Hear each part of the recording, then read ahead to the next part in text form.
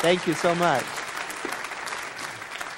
Actually, I have word that Melissa Felipe, whose music is very familiar to those of us who are in the New Thought metaphysical movement, that she has new CDs out, and she's got a series that are kind of like meditation assists, and I have two of them right here, and so go and pick them up outside on your way out. Simple steps to a better you. Quite appropriate for our topic this morning. Good morning, by the way. Nice to see you again. Yeah. What was our topic again? Oh, don't worry, I haven't forgotten. Our whole focus for the month is activating spirituality through transformation. Activating transformation. As if you can stop it. I mean, really. It's all happening all the time, as the Prime Minister, the first Prime Minister Nehru of India said. The wheel of change moves on, and those who were down go up, and those who were up go down. There you have it. That's transformation. Same wheel, different position. Sometimes you're on your way up, sometimes you're on your way down, and try to stop that, metaphysicians. You know what I mean? Try to put a stop to that happening.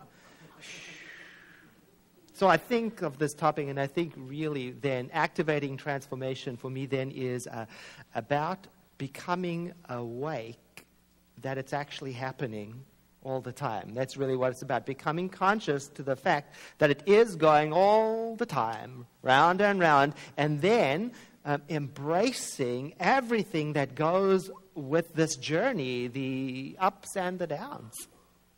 And now, there is a spiritual awareness to activate. The skill of being in this world which changes all the time, for better or worse. Things end, systems collapse, bodies fail, relationships stop, governments fall, wars start. That's one side of it, and there's the other side of it. But the point is to be in this world and it's all of its changes, and at the same time to have somewhere to drop an anchor, a place that doesn't ever change while everything changes around it. I've seen people who are acquainted with that place, and I've watched them live their life from that anchored center, and I notice that it gives a kind of resiliency that allows them to be in the world, whether they're on the way up or the way down, and take it all in with a certain view. It seems to me as if they are able to see the light even while they are in the dark. And I'm very interested in that for my life. Because have you noticed that we encounter darkness on the way? 6 people. This message is for you. Because the topic is darkness on the path. And if you've been reading along the interactive journal, Spirit is Calling You, I forgot to bring it with me this morning, but if you've been reading, this whole week's readings are pointing us towards this consideration. What happens when you journey through that darkness, and what do you gather from it? What kind of skills do you learn? What talents do you end up with? What are the insights that arrive in your life, particularly in those times of our lives when things are not working as they should be?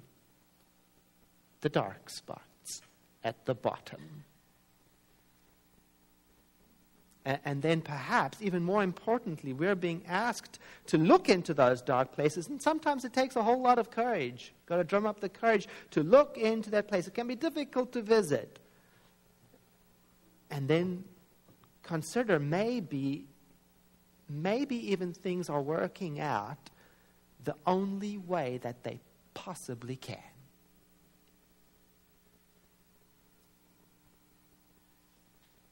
I mean, these dark moments, they're life-defining, and I think they make us stronger, at least one of the benefits, I suppose.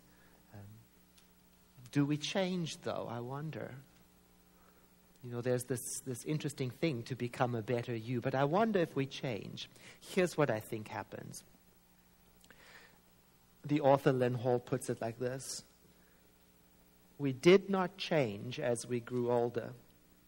We just became more clearly ourselves. Now that's transformation. To wake up into what you have always been. There is no better version of you. There is an awake version.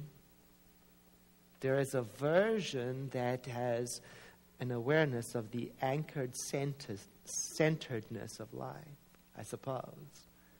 And so what I'm doing is I'm taking the invitation in the journal and I'm offering it to you too, to begin to review your own experiences with these questions.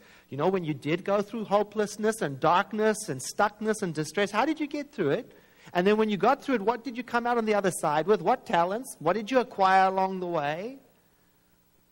And did it bring you into more clarity about who you are? And most importantly, while you were going through all of that stuff, what was it in you that did not change at all? That's your anchor. From time to time, I like to look back into my life and take inventory of these little journeys and the places that I go through to look at, what do the tough experiences bring me? And I think I can, when I look back, because it's hard to acknowledge when I'm in it. Have you noticed that? But when I look back at them, I can see that these events are preparing me for what? For now. For this exact moment. Not some unknown future, to be here with you. These moments of darkness on the path. If you've been around this tradition, this metaphysical tradition for a while, you will have noticed that there is a tremendous emphasis on getting up after the fall. Like that great song that Melissa sang. And it's truly part of it, But I want to talk today about the period between the fall and getting up. That space in between. It's quite appropriate for the season, Good Friday is coming, Easter, and it's the ageless story of just this. Falling and getting up. Crucifixion and resurrection. I love the metaphor. It can be your story too, of falling down and getting up. Particularly that part of the story that is about the period in between the crucifixion and the resurrection. 3 days of incubation. Stillness. In the dark. Death. I mean, you and I probably had enough falls already that we know that getting up is very important. Of course, we have to get up, clearly. And sometimes I can see how rushing through that in-between period has not served me very well. Because then I rush through and then I get up on the other side in the same condition that I fell down in. Do you know what I mean? Am I telling you the right story? Because maybe you know what I mean if you've ever had one of those kinds of falls from which you never want to get up. Because the disappointment is so profound, or the pain is so intense, or the fear is so large. And what I have learned from observing my own journey through these periods are that there are definitely times when it has not been appropriate for me to force myself to get up right away. Because I didn't take the time to let anything die so that the newness can be born. I didn't even take time to be still. And so I've had to learn over time to really trust that anchor. I call it the spirit of life. To really trust it, that it knows when to get up in me at the right and proper time through no act of will of my own.